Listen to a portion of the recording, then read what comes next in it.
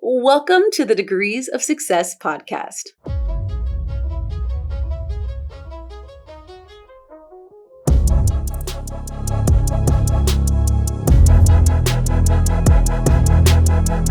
I'm your host, Freda Richards, and today I am joined by an incredible alumni, John Kirch, all the way from Lima, Peru. John's resume is incredible. It starts off with him being the Director of Corporate Security. With over 20 years of experience, John has been a leader in many different organizations, such as the Newmont Corporation and the Gloria Group, specializing in security, risk management, and emergency response planning. He's also a two-time University of Phoenix alum with an MBA and a bachelor's degree in organizational security and management. John, we are so happy to have you. Thank you for joining us. Thank you, Freda. It's great to be here. Absolutely. Well, we're so excited to have you and learn more about your story. So let's just jump right in. Okay. Tell me more about your upbringing and what you were like as a kid. Well, as a kid, I was a very disorganized kid. Actually, we very active in sports, but probably I was a little bit on the borderline out of hand. So yeah, it was a challenge. I was a challenging kid as a youngster, but Marine Corps changed that for me really quick.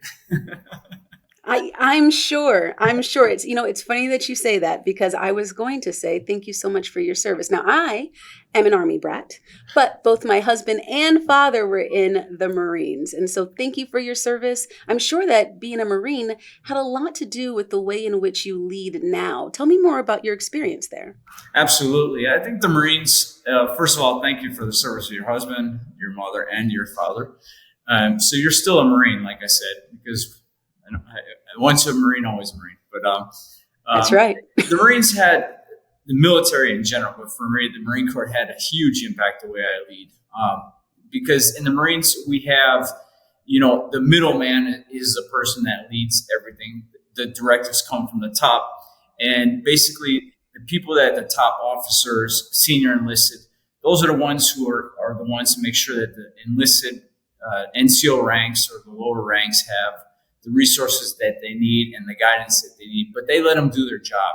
And I think this has carried me into the corporate world today and it's really strange in my field because people want me to do and give orders, but I give directives and I let my team do their job. And my job as a leader is always to make sure that they have what they need to advance and to achieve their goals and make them shine. I don't need to shine at my level.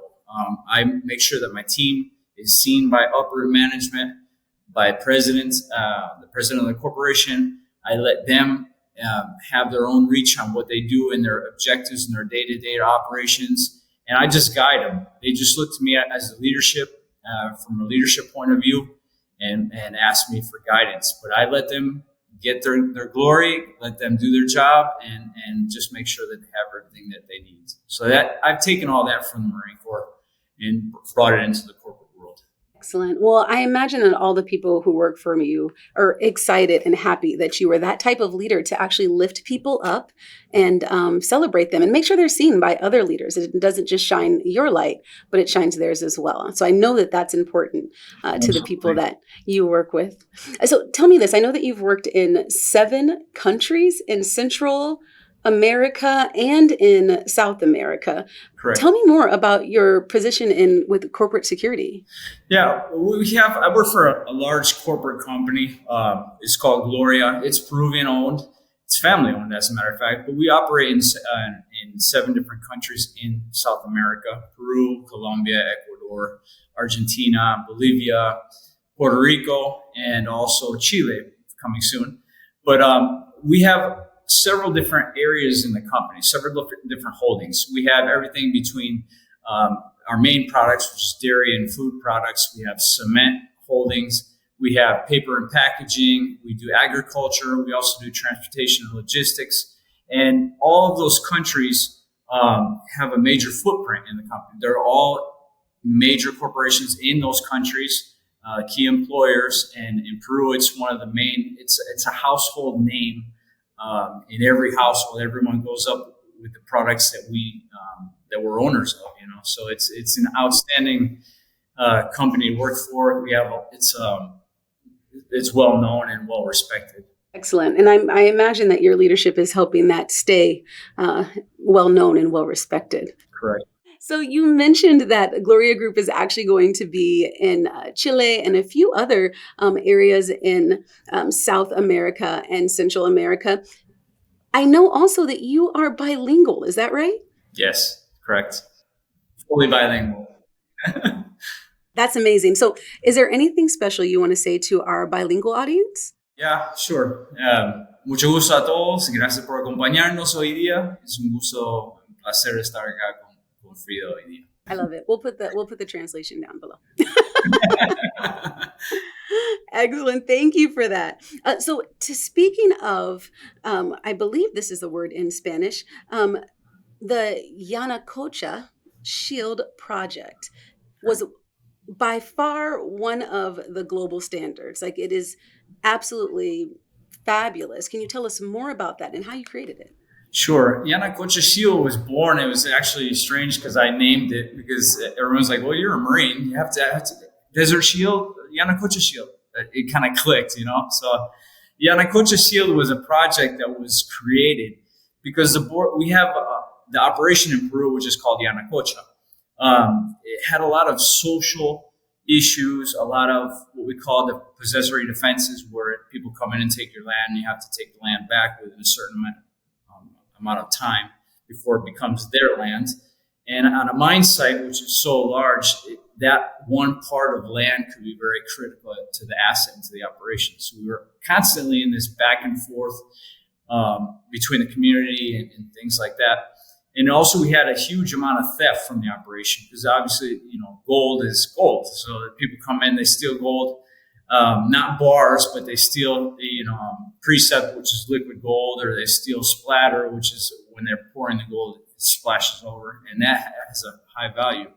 So and just that, but we also had a lot of equipment that was stolen, and that could have a huge impact because all the equipment is imported or brought from other regions of Peru. So the board of directors said, we have another project, which is called sulfides, in Yanacocha sulfides, which extends the life of mine up to about 10 years, 11 years. So they said, we can't invest in something that's a long-term process if we don't protect our installations as it is. We're getting people that are getting injured, community members and things like that. So the board asked us to implement a project which would improve the infrastructure, the procedures, technology, adapt things that we didn't have normally, basically. So they asked me to be in charge of the project. I was actually on my way back to Miami with the regional location of the regional office. So they asked me to stay in Peru. I said, definitely, I'll stay. I'm happy. So what I did was I developed the whole scope of work, travel all around the world looking for different suppliers for things that they didn't have and didn't exist, actually. Some of the things that we created were specifically designed to this. Implementing technologies from other industries such as aviation. They didn't think about that either. So they were like, how did you come up with this? I was like, is aviation, makes sense, So we implemented technology that didn't exist. And we had a budget of about $10.5 million for this one project. We did it at 9, and it changed the whole way we do life, the way we operate at the mine site. So it was a huge success. And they said, well, we're going to take this to other countries. We're going to take this to Suriname. We're going to take it to Argentina, wherever we took it. So it was interesting. Oh, wow. So not only was this project incredibly successful, it was also a way for you to stay in Peru. Is that right? Correct. I'm literally on my way to Miami 1 week prior to being named to this project. So it was goodness, awesome way of staying. So you're in Peru now. How long have you been there, and what do you love about it? I've been here for a total of 29 years. I came here as a Marine security guard assigned to the U.S. Embassy in Lima in 1991. I was here during the time of terrorism, and I met my wife, who's Peruvian. And we went back to Connecticut. She didn't like the cold. She didn't like this. It was not enough people there, so she said, let's go to another state. I said, well, let's go back to Peru, where you're from. At least you have family. We'll figure it out. She said, okay. And I've been here since that time. So it's been 27 years this time. So and I love it because, it's never end. It never stops. It's a major city. Lima's a metropolis. You have things that are constantly going on. It's just awesome. The food is awesome, especially. That's the best part. The food is great. So, listen. That's the best part about traveling, for me at least, is the food. Exactly. Right. For me too. Well, so we'll have to travel someday. One day I'll have to head out to Peru to give me some good restaurant suggestions. We'll take you up on that. Trust me. I love it. I love it. Tell me how 9/11 affected your career. Wow, that's an amazing question. Everyone remembers 9/11. Everyone remembers where they were. It's funny because in my situation, it's looking back in retrospect, it's kind of strange. I joined an airline in April of 2001. I worked for Continental Airlines, which is now United Airlines, and part of my induction was spent 1 month working in New Jersey. And they asked me to go monitor a security checkpoint. And they said, what is your opinion? I said, they're not doing their job. And they said, what didn't they do? They don't screen first class passengers. They don't screen everyone the way they should. And they're kind of like playing around. And I said, okay. And after that, I traveled to do documentation training with Immigration Nationalization Service at that time. Now it's DHS. And after that, I came back to Peru to implement to take care of the security operations in Continental and Peru. I was new on the job, learning all the processes of security for aviation. And 5 months later, 9/11 happened. And that changed, obviously, the world, and especially in regards to aviation security, where I worked. So I didn't have any contact with any of my bosses because they worked in New Jersey at the time for a week. So we didn't have any idea what was happening. The security directives before that came out once every 6 months, once a year. They were coming out 12 per day. So we couldn't even print off the copies before there was a change. I stopped printing. And how to adapt the security process, because you have different security levels depending on your country. Security in Peru, Colombia, Venezuela at that time were all high-risk countries. So they had the highest level of security, even higher than the U.S. after 11 September. September 11th, sorry. So we had to adapt constant changes. And it got to the point where I was calling my boss, finally got a hold of him. We started operating again. It was crazy. We had to open up all the bags on the ground in front of all the passengers. And, privacy didn't exist at that time. It was like you saw everything, and that was the way it is. So you have millions of questions. You're a brand new person, and my boss just said, "Hey, I'm not the specialist here. You just converted to the specialist." I was like, "You worked 15 years in the organization." He's like, "Yeah, but no one has seen this before." So he said, "I don't see the operations. I don't see catering. I don't see passengers. I don't see baggage. I don't see documents. You see all of that. So you're up to date with all the change. And now you have to guide the rest of us through this organizational change." So that was a powerful experience and something that obviously we never want to repeat again. But it was just an outstanding, from a professional side, looking at on a positive side. From professional side and security, that was awesome learning experiences, as grim as it sounds. So one of my strange experiences in security. Definitely a strange experience, but how much do we appreciate the security now? Like, we don't have any of those issues. And we know that it's because of people such as yourself that are professionals in security that keep us that way. How do you maintain a work-life balance in a life and death career? Yeah, that's an interesting challenge. I think I have a different perspective than my wife, because I always say, "Yeah, I'm not working right now." She's always constantly, "But you're on your phone." I said, "Okay." It's a challenge. It is. I think, with today's technology, with just a fast way of living, people don't have that disconnect. It's kind of hard. Even though you think you are disconnected, you're constantly on your phone. You're constantly looking at social media. So that disconnect is a big challenge. I try to do the best I can with it. I definitely respect my family time when I'm at home. I'm definitely 100% there. Mentally, probably not so much, but yeah, I'm with them, and I try not to connect as during the weekends and holidays. I always tell my team, handle it, you can do it, and I trust your judgment. So that's a big challenge today, but that's the way I handle it. Excellent. So tell me more about getting your degree from University of Phoenix. Did you do that all online in Peru? Yeah, it's interesting. I saw at that time a lot of publicity at University of Phoenix. I was looking for a program that would allow me, because I studied as an adult. I studied when I was working. I had a whole family, so I had to look for something that could fit into my schedule and not me into theirs. And that was a big challenge, because a lot of times they have, fixed schedules, fixed class times, and I just couldn't do that. I've always worked as being married and studying at the same time. So I've always had that challenge, and something that just the military support at the time and until now, the way that they love the veterans, the flexible schedule just allows me to do everything that I need to do when I could do it. And once I started taking that first class and I started getting into that rhythm, it just fit, and that's why I once I finished my first degree, I continued on to my master's degree, because I knew the schedule. I knew the way that the things work, the methodology.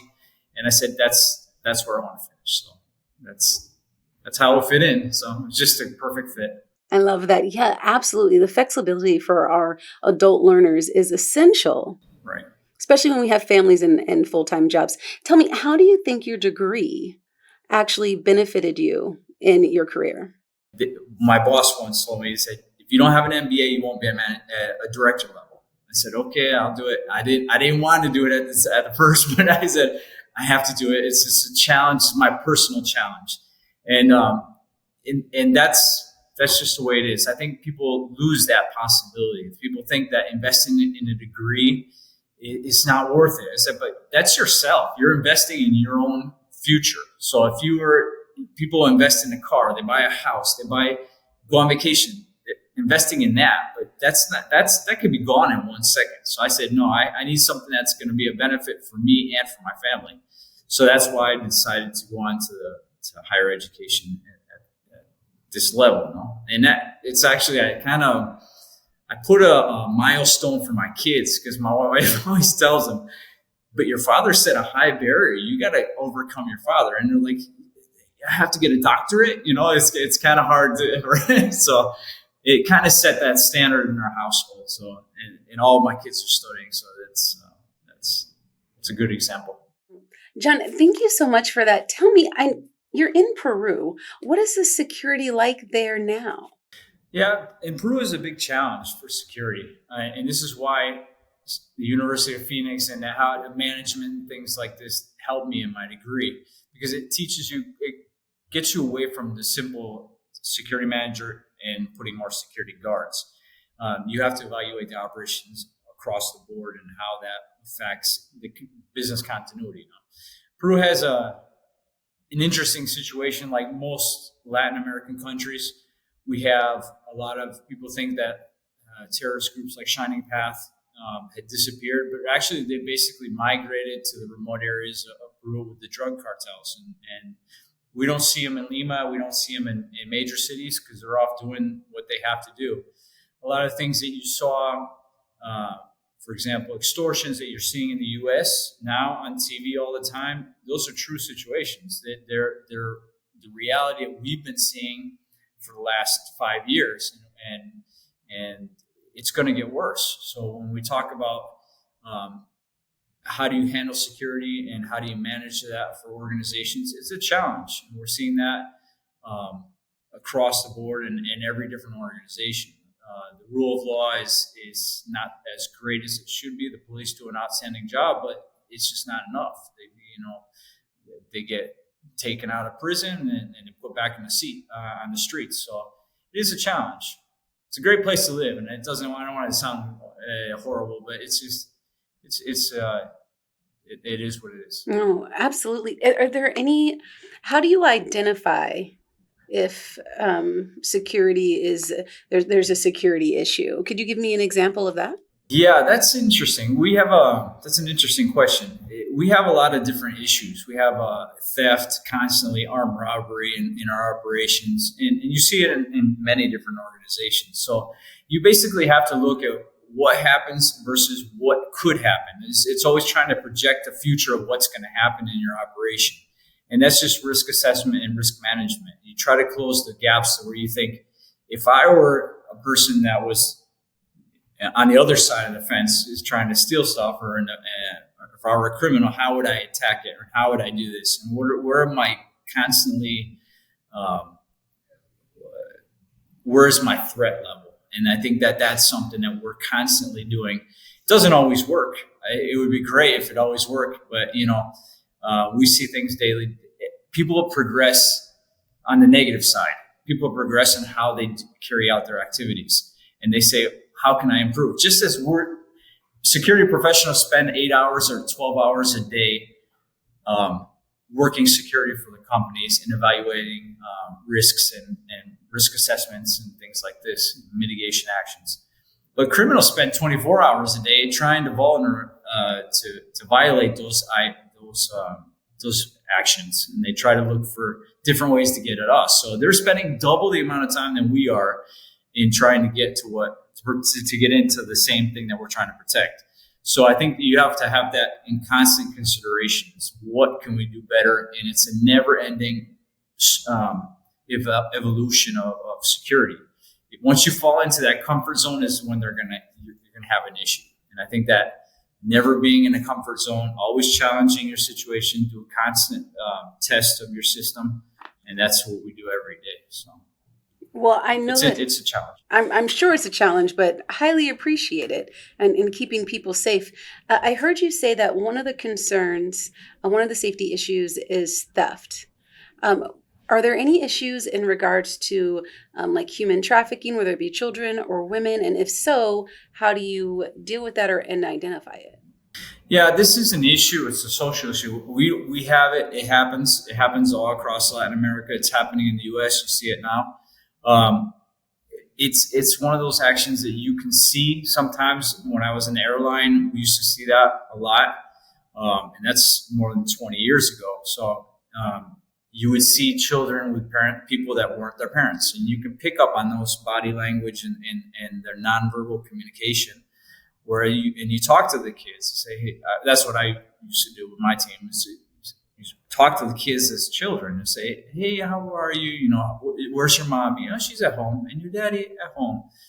Oh, and that's a red light. It's one of those things that just sets off a red light and say, okay, something's off here. And then when you start digging deeper, and then you get the police involved and you figure out, hey, these are like 5 children that could have been abducted or taken outside Peru. And what's happening in the U.S. is it's been happening all across the world for many years. So I think you have a bigger challenge in the U.S. than we do here, because it's something that it's a bigger piece of land. Here it's a smaller countries, and you have ways of doing it, but the benefit is you have rule of law there. So. What new technologies or trends do you think are shaping the future of corporate security? That's a great question. Security, when you look at security in overseas or versus the United States, you see it a lot of times in the job descriptions and the job titles. When you do an online search for, corporate security in the U.S., U.S. has transformed from physical to security to cybersecurity. So I even saw one company that said, security officers for me as guards, and even everywhere else in the world except for the U.S. So when I saw security officers and I started looking at the job descriptions, they said, technology, and then they had all the requirements for SaaS and cyber. And I said, this is not security. So the U.S. has migrated to cybersecurity, but they're using the title of corporate security and physical security, and they're just kind of like getting out in a strange way. For me, that it's definitely the future. AI is the future. You have cyber is definitely important, and it's probably something I'm going to be looking at in the near future, because if not in the long term, I probably won't, unless I stay in overseas, and I won't have a job market there. But I think AI in cyber is definitely, those are the biggest trends. But at the same time, we can't lose our core as corporate security and physical security, because that's where you see a lot of chaos. You see a lot of, when you see marches, there's security that's involved. When you see theft, that's security. And when you see this uptake in all these social events that you have in the U.S. between theft and extortion and armed robbery, that's because they're losing sight that corporate security has to exist and physical security has to exist. So I think that's one of the failures or one of the opportunities of improvement that could be handled by organizations. They're looking 100% cyber, but they don't understand that their operations are cut when you don't have physical security in the operations, and that can cause just as much damage to the organization as a cyber attack. My goodness. Well, your leadership is most likely going to hopefully help that issue within itself. Maybe you could send some information this way to the U.S. so that we don't get stuck in that route. Speaking about your leadership, tell me your particular style of leadership. I have an interesting leadership style, and it's probably because of my military service. But I'm always, like I said, letting my team shine. For me, it's leadership by example. If I don't do what's right, then my team's not going to do what's right. If I never send someone to do something that I'm not willing to do, and this kind of drove people crazy at the mine site. They said, please do not go on these social marches and things like that. If I'm not going to send one person if I don't go myself. So if you don't like it, then I'm the wrong person for the job, because I won't send someone into harm's way without me being there and doing it myself. Because if I'm afraid, then they should be afraid. And always being flexible. Those are my key leadership, because everyone has their own qualities. Everyone has strengths. Everyone has weaknesses. So I look for things that people that they sometimes don't see in themselves, and I push them to develop it into that position. So I've seen a lot of changes in people that, like introverts, take them to the extroverts trying to push them back into the introverts so they can, and that, it improves their style, and it improves how they get things done. But I like working with people. For me, that's my backbone. I just love it. So as a people leader, it sounds like you are a servant leader, wanting to make sure that you're pulling along and working with them. I can imagine that being pivotal for the people that you work with. That's incredible. Yeah, I always tell people that security is it's across the board service. We're here to attend everyone in regards of what we do. Well, you've been doing it for 20 years, yes, which is fabulous. If within that 20 years, if in any way you could do something again or do it differently, what would that be? Yeah, that's a great question. I always question myself as whether I should have gotten out of the military or no, because my wife tells me, you left the Marine Corps a long time ago, I say, yeah, but I'm always a Marine. So I just love that part. I'm always going to be that.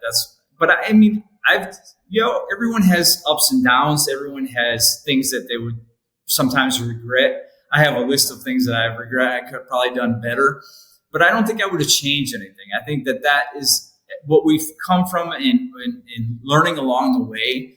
I just think that those are key parts of the life process, and leadership, people don't get to leadership positions without making mistakes. If you were looking at like Thomas Edison, he says, I've not failed. I just found out I've not been successful. I just found out 10,000 things that don't work, So just along the way, failure is part of the process. And you can make a billion mistakes and you just get one thing right and you just shine for that. And so, yeah, I wouldn't change anything. I just love it. That I couldn't agree with you more. All of your failures help make you who you are. Absolutely. So if you didn't fail, then the first time you fail, you're going to have a hard time. Trust me. And if you don't fail, then did you try? Exactly. If you're not willing to take a risk at everything you do, then you just kind of roll over and forget about life, because life is just risk. I mean, it's like me living abroad, me being in the Marine Corps, me taking a challenge and challenging myself to get a higher degree. I mean, I'm just trying to think about what are the next steps. It's going to be interesting. Tell me, is there anyone in your life that's been very influential to help you with that drive? Yeah, I would have to say that my wife would be the one that made that drive. She's my backbone. She puts up with me a lot, and she's always saying, "Well, you can do this. Why didn't you do that?" So she would, if it wasn't for her pushing me that whole time, I think I wouldn't have gotten as far as I've gotten. I mean, she's my rock. So I have to, she pushes me to improve myself and everything. And my kids now, she pushes them as well. So I think she's the most influential leader I've had, actually. Oh, that is excellent. I believe I heard you said it's 32 years. Yes, we've been married for 32 years, 3 kids, 3 grandkids. So it's amazing. It's a long time. She deserves a Medal of Honor, actually. I believe it. She sounds excellent. She sounds absolutely excellent. So what achievements are you most proud of? And tell me why. Sure. I've always, something that I've sometimes reflect on, I was like, I've never seen myself as being the person able to work their whole career in a language that's not yours.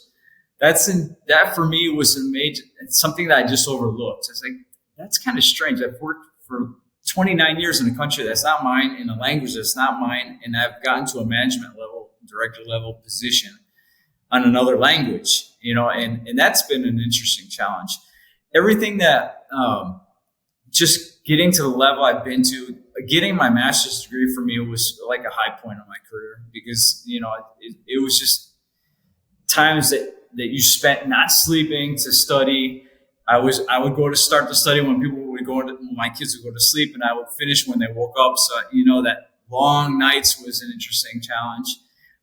Traveling everywhere I've been in the world and actually having that contact internationally, being in charge of programs that are really important for organizations that are so big, like Yanacocha Shield, like my current position, where we made a whole transformation of security from just one of the segments, security, to the global security, setting standards for the whole corporation. I have so many things that I'm so proud of that it's kind of hard. I'd probably drop about a dozen in there that I forgot about, but I just, everything. I mean, when you have a 20 plus years of experience, I imagine there's a few achievements that you can be very, very proud of, as you should be, you should be. Of course. Well, listen, this has been an awesome opportunity to learn so much about you and corporate security, and ways to get there, and how your degree, both of them, have helped you in doing so. So that has been excellent information for us to share with our viewers. Now I want to do one of my favorite things. This is called a rapid fire round. So I'm going to ask you some questions pretty quick, and I want to hear them back right off the top of your head. Are you ready? I'm going to try. All right. You've got this. All right. Book that changed your life. Book that changed my life. Extreme Ownership by Jocko Willink and Leif Babin. Awesome book. Early bird or night owl? Early bird, definitely. And I fall asleep too early. What time do you wake up? 5 o'clock in the morning. My inner alarm wakes me up at that time every morning. So. Oh my goodness. The go-to productivity hack. Constant follow-up.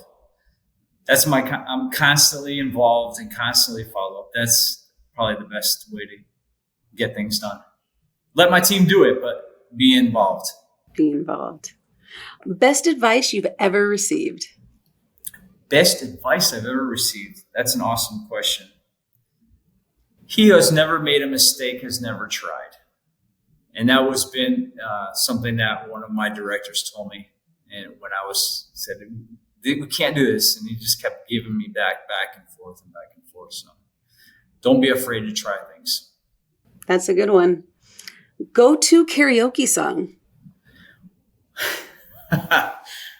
Wow. Definitely a Bon Jovi song since I'm older, and probably Living on a Prayer, I would say. That's the first one that you cannot go wrong with this song. Or Welcome to the Jungle by Guns N' Roses. Definitely those two. Also a winner. Also a winner. And lastly, what is your personal motto? My personal motto. I know I'm not supposed to repeat these questions after, but I'm just kind of my calculator thinking. So my personal motto. That's a hard one. I don't really have one, I guess.